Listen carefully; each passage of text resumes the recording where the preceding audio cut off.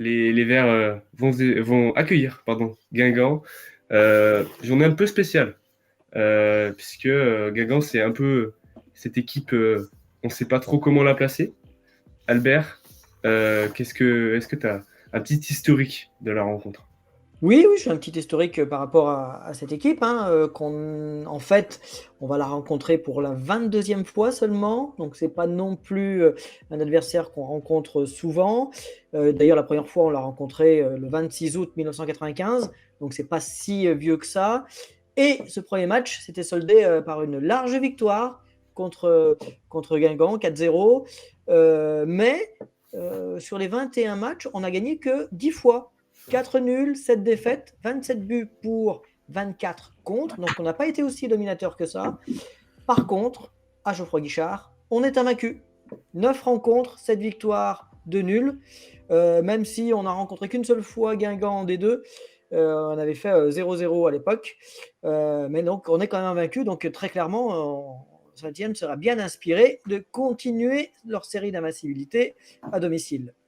Les joueurs liés aux deux clubs, il y a 8 joueurs qui ont débuté en vert contre Guingamp. Parmi ceux-ci, on peut évoquer l'Ukrainien, le gardien ukrainien Maxime Levitsky, le Russe Alexander Panov, donc c'était au début des années 2000, et également le Tunisien Bouabi Kazri, qui a débuté en vert contre Guingamp et qui s'est même permis... Pardon ? Un joli but. Oui, justement, il s'est permis le luxe d'inscrire son premier but lors de sa première apparition contre Guingamp. Donc, et 4 autres joueurs ont inscrit leur premier but pour Saint-Étienne contre Guingamp. Jean-Philippe Séchet, donc dans les années 90, Timothée Kolodjejak, Loïs Diony, et le dernier, est-ce que vous pouvez me donner le nom du dernier qui a marqué son premier but en vert contre Guingamp? Est-ce que vous vous en rappelez? Est-ce que... C'est le mec du match, je crois. C'était au match aller. Ouais, c'est au match aller. Oui, c'était au match. Eh ben, Lobry. Et ben voilà, Victor Lobry. C'est ça, Victor Lobry, qui a marqué son premier but contre... Son seul, oui, pour l'instant, oui, c'est son seul. 18 joueurs ont évolué avec les deux clubs. On peut citer le gardien Vincent Planté, début des années 2000, pas 2007-2008. Les défenseurs, Franck Tavanou ou Damien Bridono. Et les attaquants, Lonal Roux, Mevlut Erding ou Philippe Tiboeuf dans les années, fin des années 80. Plusieurs matchs marquants dans les 21 entre ces deux équipes. Justement, le 26 août 1995, notre premier match contre Guingamp, puisqu'on leur a infligé une véritable déculottée. Hein. C'était pour la 6e journée du championnat de France, 4-0 à Geoffroy Guichard, avec un doublé de Didier Timothée, un attaquant. Et pourtant, sur ce match-là, les Bretons, dont c'était leur première saison en Division 1, arrivaient à Geoffroy Guichard avec le statut d'équipe surprise parce qu'ils étaient invaincus en 5 journées. Ils étaient même premiers ex-aequo avec le Paris Saint-Germain et le Football Club de Metz.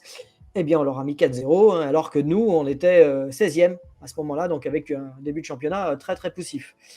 Un autre match, un peu plus difficile celui-ci, à Geoffroy Guichard toujours, en D1, le 19 mai 2001, c'était la 34e et dernière journée du championnat.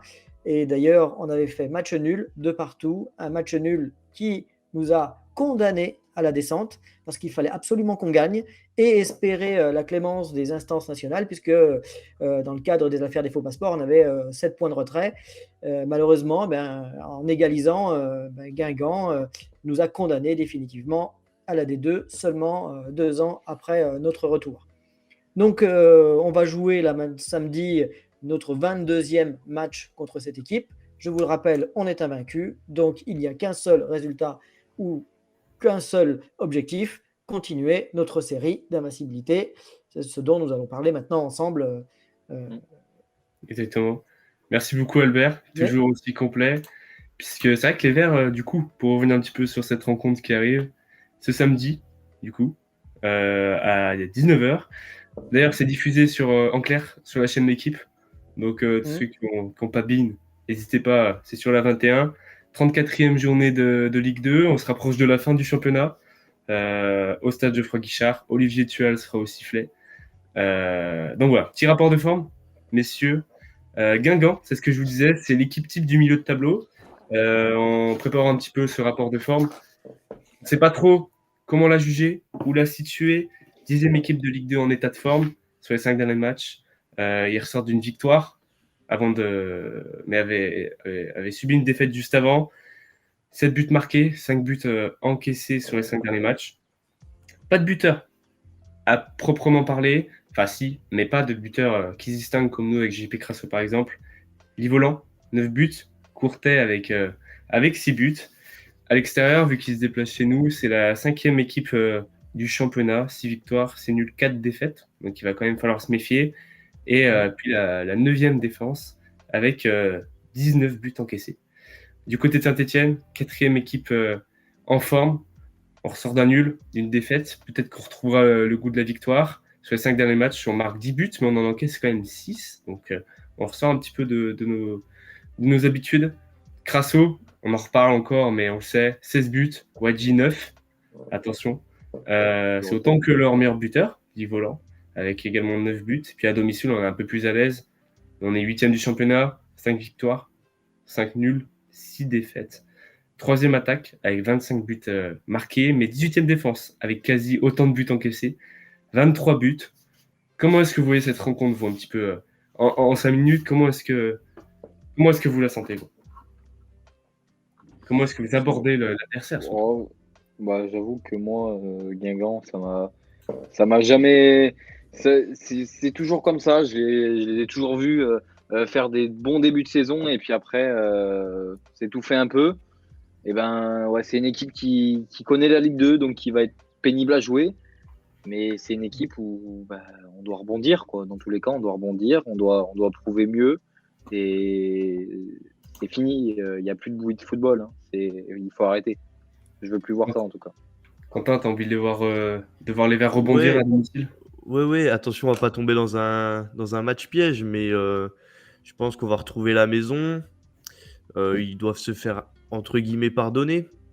J'ose espérer qu'il va avoir une victoire. Moi, je pars serein. Maintenant, à voir ce qu'ils vont donner. C'est ça. Albert, qu'est-ce que t'en penses? Je suis entièrement d'accord avec vous. Hein. Ils doivent se faire pardonner. Ils ont une revanche à prendre par rapport déjà au dernier match à domicile contre Metz. Il y aura encore 25 000 spectateurs au minimum, semble-t-il. Donc, ça veut dire que le public, pour l'instant, ne tient pas rigueur de ces mauvaises, ou en tout cas des prestations difficiles. Donc, ils doivent faire en sorte de nous remercier, de remercier le public d'être encore là et donc d'offrir le meilleur d'eux-mêmes et donc que la meilleure équipe soit alignée pour aller chercher cette victoire. Pour revenir juste sur les supporters, Evect annonçait ce mercredi 20 000 places vendues ce mercredi. Le club en espérait 25 000. Donc c'est vrai que les supporters seront encore présents pour encourager leur équipe. On va espérer que... Est-ce que l'un de vous y sera? Est-ce que vous allez vivre le match, Melvin, peut-être? Oui, toujours. Alors je sais que ça sera peut-être rapidement plus ça. C'est-à-dire qu'il y a QRM où je pourrais pas être là, quoi, malheureusement, avec le COP Nord. Mais sinon, oui, je serai là ce week-end pour, comme d'habitude, supporter notre équipe. Hein. Pour être derrière eux. Moi, je regardais à la télé derrière l'équipe, du coup. D'ailleurs, oui, tu as raison. Alors, c'est en clair, ok. C'est gratuit, ok. Mais vraiment, l'équipe, c'est pas de la retransmission télévisée. Hein. Alors, c'est gratuit. Alors, d'accord. Bon, on en a pour notre argent. Hein. Je suis désolé de le dire, mais une caméra qui se court après. Voilà. Les commentateurs. La retransmission était au niveau du stade, au niveau de la pelouse. Désolé, alors je ne parle pas des commentaires. Je mets en termes de retransmission, ça fait 25 ans qu'on voit plus ça, quoi. Mais bon, c'est gratuit. C'est gratuit. Donc, on va s'en contenter. Hein. On peut pas se plaindre. Je serai au stade. Je serai au stade, évidemment, mais on va s'en contenter, quoi. Quand tu seras au stade, toi? Ah non, malheureusement, je suis trop loin. Je suis trop loin, ouais. On les supporte de loin. Oui. Et justement, d'ailleurs, on a Douyou encore, qui nous dit qu'il y aura pas mal de retours. C'est la question qu'on se pose. Wadji qui pourrait peut-être revenir, y retoucher le ballon À l'entraînement, on a eu un Kader Bamba qui est aligné avec Crasso face à Rodez. Est-ce qu'on continue de mettre Kader Bamba? Est-ce que Yanis Léry, je suis désolé, je le calerai, mais est-ce que Yanis Léry, c'est validé? Est-ce qu'on remet Wadji? Est-ce qu'on prend ce risque? Même si, ce mercredi-là, on ne sait pas trop où ça en est Wadji. Il me semble qu'il a retouché le ballon à l'entraînement. En tout cas, il a fait après une petite séance collective. Hein. Oui, il a un entraînement collectif, donc ça veut dire qu'il est titularisable. Hein. Après, dans quel état de forme, mais il est titularisable. Oh, il n'a qu'une semaine d'absence, donc une petite semaine d'absence, ça ne devrait pas trop le gêner. Et qui aurait pu penser, en tout cas moi, j'aurais pas pu être heureux du retour de Wadji, hein, sincèrement. Hein, Et vous l'alignez, vous, ou pas? Est-ce que vous le remettez dans son 11? Ah oui. Ah bah, il n'y a pas de doute, aucun doute. S'il n'est pas blessé, il doit être titulaire. Ah oui, ouais. Au vu du duo Crasso-Bamba, qui est, à mon sens, qui est à mon sens inefficace, qui n'apporte pas les garanties qu'on est en droit d'attendre, le retour de Wadji est une bénédiction. Et vivement qu'il revienne. Enfin, oui. Qu'il a manqué peut-être. J'ai trouvé en tout cas un petit peu de profondeur face à Rodez pour revenir un petit peu. Il a manqué ce joueur qui prenait la profondeur, qui jouait dos à la ligne comme il le fait si bien. Est-ce que ça aurait sûrement pu marcher, je pense, face à Rodez, Quentin? Ah oui. Parce qu'on fait quoi de Bamba, d'après toi? Alors, si on met Wadji titulaire, on en fait quoi de Bamba? Bamba, on le met sur le banc, on le garde en super sub. On peut voir après, on sait pas si Wadji il est apte à 100%, donc soit mettre Wadji titulaire et faire rentrer Bamba par la suite. Enfin, il faut voir en fonction de la condition de Wadji. Tu préférais, pour toi, c'est l'option privilégiée de mettre. Ah bah oui, Wadji. De faire rentrer un peu de match. Bah je sais pas encore, mais s'il est apte à 100%, moi je laisse Wadji. Franchement, il n'y a pas photo. Et question pour JP Crasso ou pas? Comment? On va faire souffler Crasso aussi? Question comme ça. Ah, tu vas pas mettre Bamba Wadji. Ouais, voilà, c'est cool. En fait, attends, la question. Souffler de quoi? Le faire souffler de quoi? Il est pas fatigué, le grand. Hein. Il court pas. Donc, tu vas pas me dire qu'il va être fatigué quand même. En plus, ils se complètent bien les deux. Oui. Non. On n'a pas de solution de rechange. La question peut se poser, est-ce que Léry va rester dans le groupe? Ça serait bien pour lui, ça serait bien pour l'avenir, mais est-ce que Batles, qui ne lui a donné que très peu de temps de jeu, va le garder dans le groupe, alors que Wadji reprendra sa place dans le groupe sûrement ce week-end? La question aurait pu se poser si il avait marqué ce deuxième but, occasion. C'est dur. Qu'il a raté. Alors, une balle de match. C'était une balle de match. S'il l'avait mise, peut-être qu'il aurait pu mettre le doute dans l'esprit de Laurent Batles. Oh oui. Il fait quand même une entrée fracassante. Il a fait une match, ce but, il prend la profondeur. Et on a senti cet instinct buteur dont on parle tellement. On l'a senti, c'est un joueur qui peut faire du bien. L'instinct buteur, il le met au fond. Voilà. Exact. Même si c'est un jeune, cette occasion. Toi, Albert, tu as été, je trouve, ultra sympa avec Giraudon. Pourquoi tu ne l'es pas avec Léry aussi? Non, c'est pas ça. C'est que la charité avec toi. On peut. Non, parce que le problème de Giraudon, et notamment contre Metz, on ne peut pas lui imputer les 3 buts. Même si il n'a pas fait un bon match. On peut pas lui imputer les 3 buts. Tu peux faire ce que tu veux, on ne peut pas lui imputer les. Par contre, Léry, il a eu son occasion. C'est pas comme s'il avait rien eu à se mettre sur la dent. Il aurait fait une pente glissante, mais à ce moment-là, tu sors Crasso. Parce que tu dois lui amputer plusieurs actions. Ah non, là, tu dois lui amputer. Non, tu peux pas. Tu peux pas garder Vas-y. Un jeune, tu lui donnes sa chance, il faut qu'il la saisisse. S'il la saisit pas, il la saisit pas. Un mec comme Crasso qui est titulaire, qui te fait une excellente saison, tu ne peux pas le comparer. Mais c'est clair que pour moi, Léry, et ça je l'avais dit il y a déjà 2 émissions, les jeunes doivent intégrer ce groupe-là pour l'avenir. Après, voilà, malheureusement, Batles n'a pas cette envie-là en tout cas, il ne le montre pas en les faisant rentrer plus que ça, et lui n'a pas saisi sa chance non plus avec une balle de. Côté gestion de joueur, Quentin, est-ce que tu ne penses pas que c'est un peu punir le joueur quand même de le sortir? Moi, Ouais, moi je suis un peu d'accord avec eux. Hein. Non, c'est. Il faut le sortir du groupe ou pas le titulariser? Mais sortir du groupe, de quoi? Sortir du C'est groupe. normal. Il n'est pas dans le groupe. Non, il est dans. Il fait un groupe parce qu'il n'y a pas Wadji. Ouais, oui, il n'est pas dans le groupe. Plus que parce qu'il est bon. Plus que parce qu'il a montré quelque chose à l'entraînement. Si il serait aussi bon à l'entraînement, il aurait fait des groupes avant et il serait passé devant Pintor. À la rigueur, voilà. C'est ce que j'allais dire. À la rigueur, peut-être à la place de Pintor ou Pintor. Voilà. À la rigueur. Pourquoi pas? Pourquoi pas? Ah oui. Pourquoi pas? Mais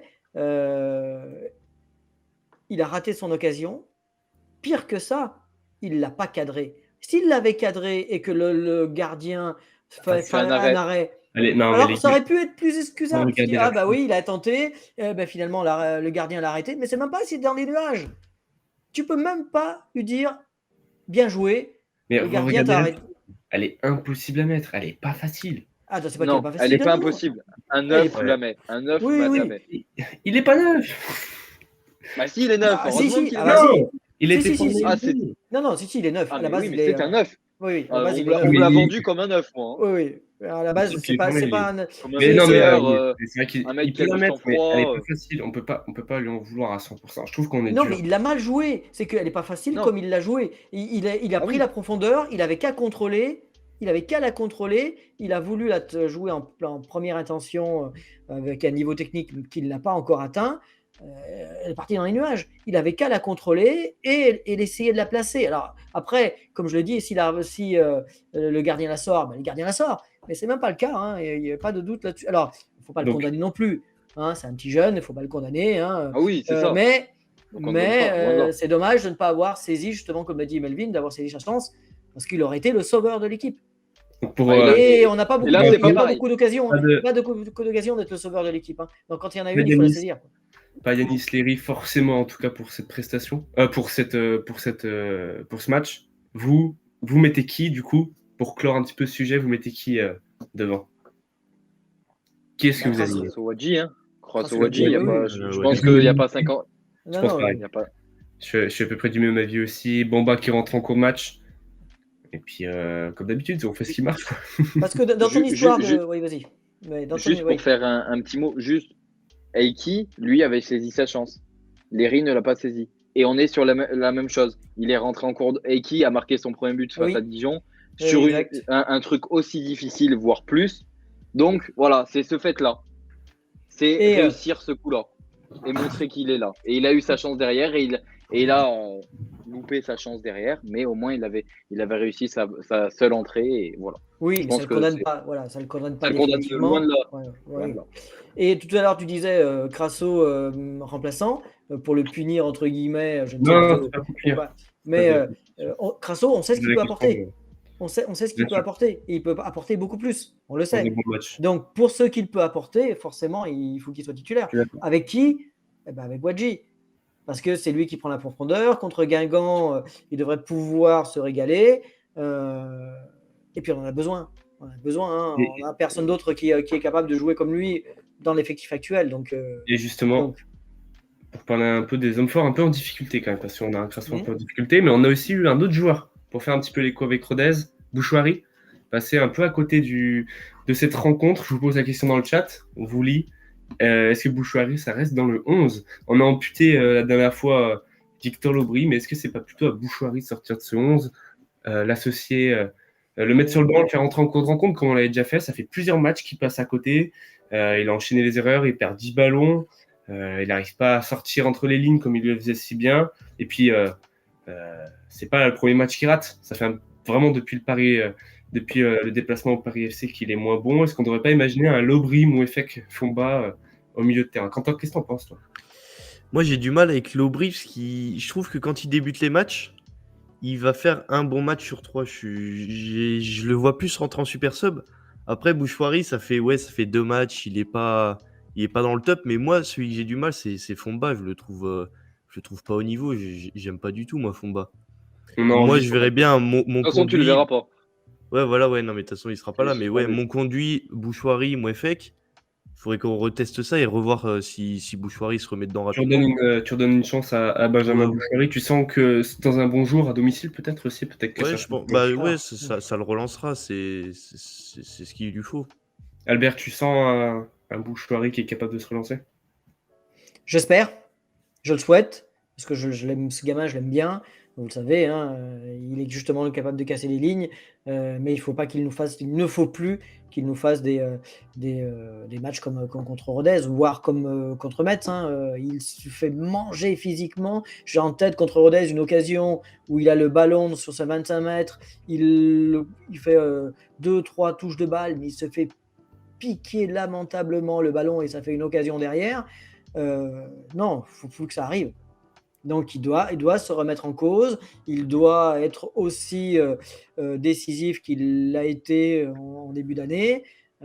Alors peut-être qu'à Geoffroy Guichard, c'est un terrain qui lui conviendra mieux, c'est une équipe en tout cas qui joue plus vers l'avancée, donc peut-être que ça lui permettra de pouvoir mieux s'exprimer. Mais lui, il nous doit une revanche, il n'y a pas de doute. C'est celui, à mon sens, qui nous doit la plus grande revanche par rapport à ses dernières prestations. Indigne du niveau qu'il nous a déjà montré. Melvin, tu es d'accord un peu avec ça? Je suis totalement d'accord. Après, Bouchoirie, faut pas oublier son âge, c'est un diamant brut. Voilà. Il en aura encore d'autres à nous montrer. Qu'il fasse des mauvais matchs, qui ne partent pas cet été, qui montre les défauts qu'il a, qui reste à la maison une saison de plus et l'année prochaine, il nous montrera le bon Bouchoirie. Non, mais pour revenir. Ouais, pour être plus sérieux, j'y crois totalement à Bouchoirie et je sais qu'il y arrivera à nous remontrer des belles prestations. Alors après, est-ce que il en est capable? Alors, est-ce que le mettre sur le banc, ça sera pas mieux pour lui créer un électrochoc? Parce que ça fait un moment qu'il n'a pas fait un tour sur le banc en tant que titulaire au début d'un match. Alors, est-ce que l'électrochoc doit venir comme ça ou juste de la parole de Batles, lui dire les bons mots et lui trouver les bons mots et que lui se remettre à l'endroit peut-être? Mais oui, c'est clair que de toute façon, ce milieu doit un peu changer et revoir sa façon de jouer pour retrouver un Saint-Etienne plus conquérant, que ce soit au milieu et dans le jeu en tout cas. C'est vrai que c'est vraiment le coin qui prêche du côté de Saint-Etienne depuis quelques matchs. Messieurs, merci un petit peu pour ce débat constructif. On clôt du coup sur un Bouchoirie qui garde sa place. Oui, et même je dirais même que ce serait bien qu'on puisse revoir notre milieu de terrain qui a été plutôt performant, c'est-à-dire Monconduit, Mouefek, Bouchoirie, puisque c'est un milieu de terrain qu'on ne voit plus. Alors avec le retour de Monconduit qui a lui aussi intégré l'entraînement collectif, c'est une configuration qu'on pourrait très bien avoir et dès Guingamp, sachant que Fomba est suspendu contre Laval, donc pourquoi ne pas le retenter et le remettre à nouveau contre Guingamp dès tout de suite là. Et ça permettra peut-être à Bouchoirie d'avoir d'autres automatismes qu'il avait peut-être perdus, puisque là, Mouefek revient, même s'il a été transparent, à mon sens, contre Rodez, il revient. Avec la triplette, Monconduit, Mouefek, Bouchoirie, ça peut être une solution qui remette l'AS Saint-Etienne dans le bon chemin. Face à Guingamp, effectivement. Les amis, l'instant précieux, l'instant qu'on aime se remettre par la face, comme on l'a fait en début d'émission, l'instant Madame Irma, boule de cristal, Nostradamus. Je rechercherai encore des adjectifs s'il faut. C'est l'instant pronostic. N'hésitez pas aussi, pareil, dans le chat, à nous donner vos pronos. Et puis, on va directement commencer avec Quentin. Qu'est-ce que tu pronostiques face à Guingamp? Comme j'avais dit, j'aime bien les gros scores, donc je vais dire un 3-0. Un but de Wadji pour son retour. Et allez, on va mettre Bouchoirie et Lobry. Albert? Victoire aussi. Hein, de toute façon, voilà, victoire. 2-0. Allez, 2-0. Et je peux pas. Allez, Crasso, Wadji. Allez. Melvin, qu'est-ce que t'en penses, toi? Oh, un petit 3-1. But de Jérémy Volant de ce côté, de l'autre côté. Après, pour nos buteurs à nous, Nkunku qui va marquer, je le sens bien. Après, Wadji pour son retour, j'aime beaucoup. Et puis sur un corner bien tiré du majestueux Cafaro, une belle tête envolée de notre saucisse. Évidemment. Moi, je mets un petit 1-0, victoire courte. Match pas fifou, on joue face à une équipe qui marque pas trop. Qui s'ennuie dans tes matchs. Hein. Ouais. Donc, petite victoire courte 1-0. Dans le chat, on nous dit des 2-1. Wadji Cafaro. Ouais. Voilà. Tout le monde des 2-0 aussi. Des 2-0 avec un pétard de Cafaro. On nous dit un pétard. Belle frappe en tout cas. C'est sûr. Tout le monde est optimiste en tout cas, en espérant que ça nous porte pas trop défaut.